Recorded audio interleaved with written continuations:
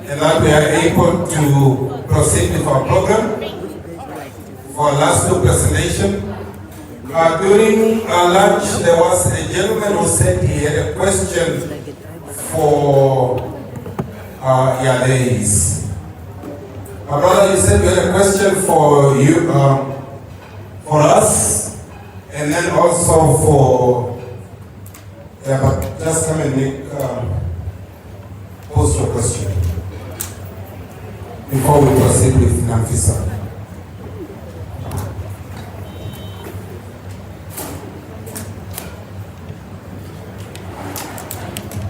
Good afternoon. I know it's a graveyard session, and that's why I decided to come in with an icebreaker. Okay, so my comment really comes to Gipf and Alan Gray. Since morning, they've been emphasizing the importance of having a will done. But then, somehow, I asked myself, they didn't really tell us where and how to do it. The last time I checked, it's supposed to be done by a legal practitioner. Lawyers are very expensive. And therefore, I tried it myself. I don't know about other lawyers in other parts of Namibia, but in Zambia or Katima, lawyers are very expensive. Just to open a file for me, they're asking 5,000. Let alone the drafting of the will itself. It has been 18 months now. I never went back there to open that file.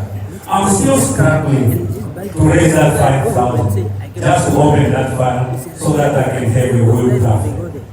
Now perhaps, do you have Alan Gray or Gipf? Is there other way, or is there another place where this thing can be done under reasonable and affordable conditions? Otherwise, it might be that is why we are failing to do this, because it's a bit too exorbitant for most of us. Maybe you know a better way that can be affordable for us to have our wills drafted. Thank you. Now an easy question. Alan Gray? Gipf? The experts? Yeah. Your colleagues said it, they just don't want to answer. I don't have any problem with any question, but I just... Yeah, it's about drafting of wills. Yeah.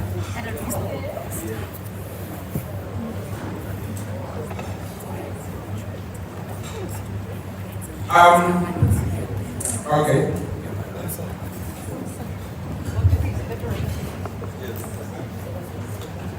Thank you very much. That's a very good question / comment. You're correct. It's expensive. There's a fee involved.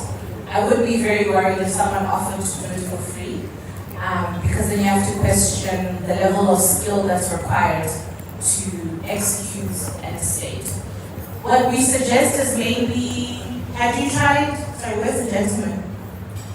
Does your bank by any chance offer, some banks will usually offer estate planning services, but that comes with the condition where you have to appoint the bank's employee as an executor, so that's how they also get paid, at the end. I think there was also a suggestion, maybe speak with your insurance company, inquire about that. Other than that, I think perhaps I would suggest you try and negotiate a fee with your chosen lawyer by bringing perhaps referrals or going as a group or as a family to try and bring the cost down. I hope that's helpful. Very much so, because the complexity of the will sometimes is also determined by the complexity of your assets. If you have quite a sizable asset base, You cannot sit with me under a tree and we try to do a will. Even if it conforms to all the conditions of a valid will. The fact that every page should be signed, it should be 2 witnesses in the presence of each other, end. But when we are talking about a few millions and a few cattle, 2-3 wives, it's not easy. So definitely, let's maybe hit that advice. Approach your bank. There is estate section. Sometimes do offer this, but you know it comes, as she said, at the price of where you have to appoint the bank as an executor, and they will take a certain percentage of the value of the estate towards that administration of the estate.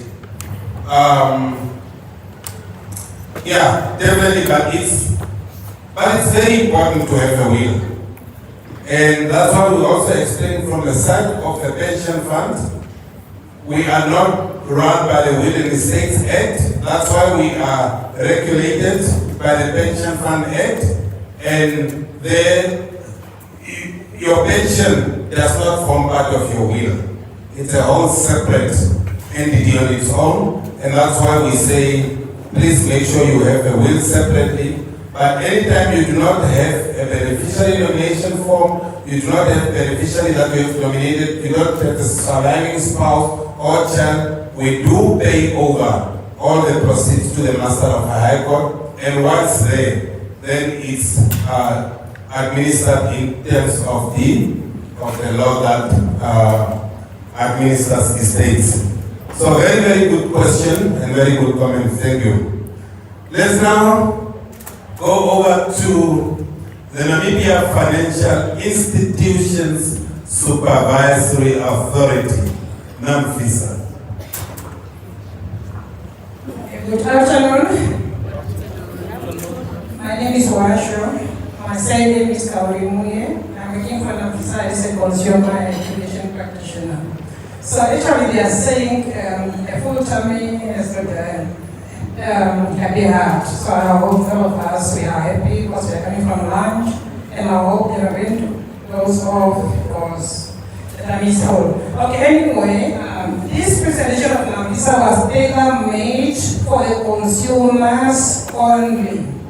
But now when we are sitting here, we are having NAMFISA regulated entities, and we are having the consumers, and then we are having all the other stakeholders. But I hope that you are going to bear with me because it was tailor-made for the consumers. And normally when we are doing this presentation, we are trying to educate the consumers to know their rights, their responsibilities when dealing with the financial institutions, their services and products. So I'm referring to when we are dealing with Gipf, when you are dealing with medical aid funds, when you are dealing with the investment institutions. So somehow my steps on the toes of the stakeholders, but I will be very careful.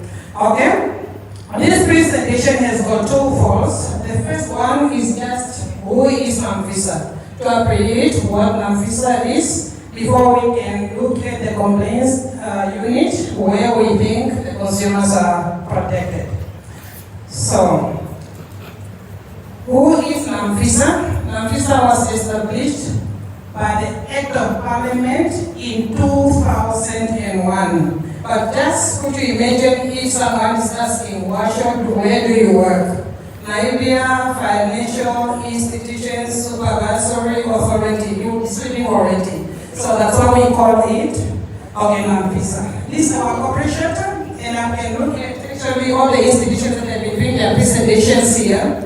Our values are almost the same. Looking at the teamwork, the integrity, agility, and so on. So our vision is to regulate and to supervise financial institutions. Now looking into our vision, we also ensure that the consumers are protected.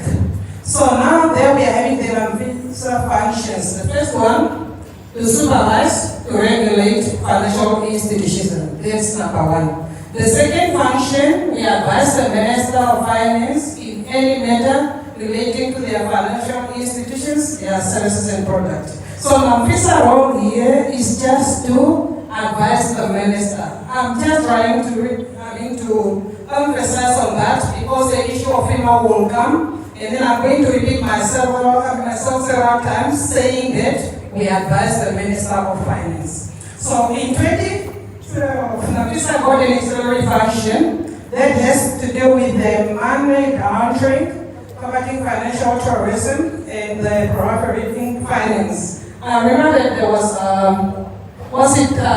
Namba was talking about the lifestyle audit, and somehow it's actually falling under this financial intelligence, the factor powers and all that. So what Namfisa does in terms of the Financial Intelligence Act, to supervise, monitor, and enforce compliance with the Financial Intelligence Act. This I'm referring to the institutions that we are regulating to ensure that they are not used to long-term money.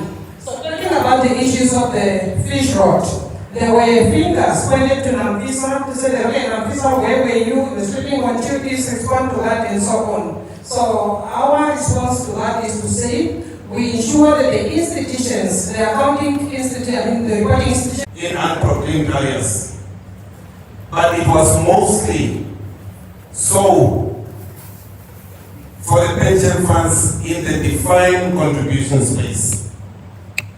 Because for the GRPF, our fund is a defined benefit fund.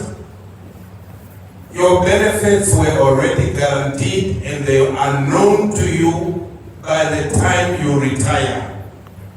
So there was no leeway in that provision of our rules that will allow you to make a deduction towards building a house in an unproclaimed area, because there was nothing that was giving our trustees the mandate to get money from your pension should you default.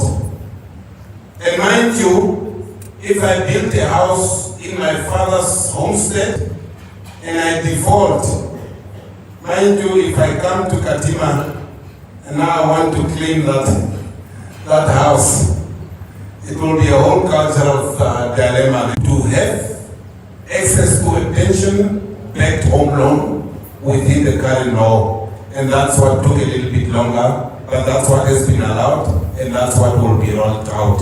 But the modalities thereof, how does it relate to the current scheme? How do you then access? What if you already have a property? What if I don't have a property? What if I already own? All of those questions is what we are trying to address when we roll out, and they will be answered in one go. My brother, he always has a paper. Yeah, there he comes.